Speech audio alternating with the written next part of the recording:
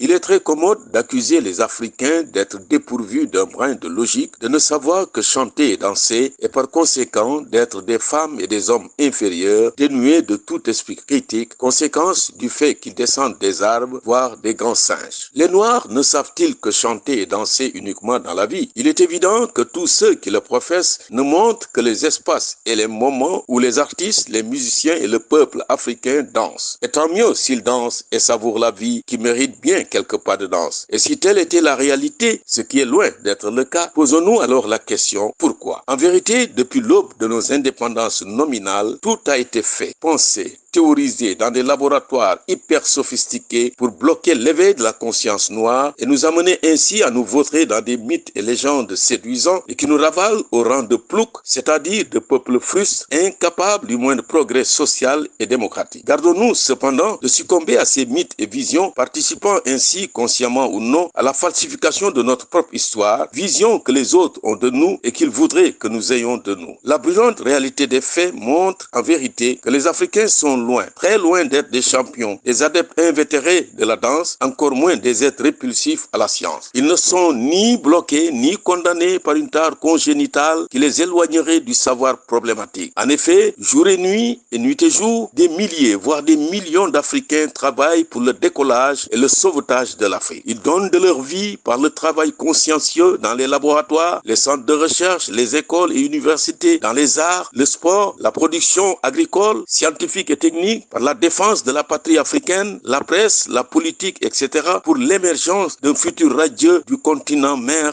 des civilisations. Dans les grandes écoles et universités occidentales, ils ont été parmi les meilleurs. Par leur passion pour l'Afrique, ils ont préféré revenir au bercail dans des sociétés cependant nues technologiquement et matériellement, et ce, malgré toutes les commodités et le confort moral offert à eux. Il est donc faux de vouloir confiner les Africains dans des alvéoles répulsifs où ne régneront que mondanité et insouciance. Les Africains sont bel et bien présents dans le processus de création et de recréation d'un nouvel humanisme planétaire fait de travail, de réflexion, d'ordre, de productivité. Ils sont réceptifs à un discours militant pour le sauvetage de l'Afrique. Ces millions de femmes et d'hommes veulent rendre à leur continent, à leur pays, ce qu'ils leur ont offert de plus sacré, c'est-à-dire la vie par le travail consciencieux. Il suffit alors qu'on daigne les écouter, les comprendre, les encadrer, les accompagner et surtout les motiver sans retenue. Ils savent bien, ces Africains, que l'avenir de l'Afrique n'est nullement dans la danse, mais bien dans le travail libérateur. Ainsi, l'Afrique aura parlé.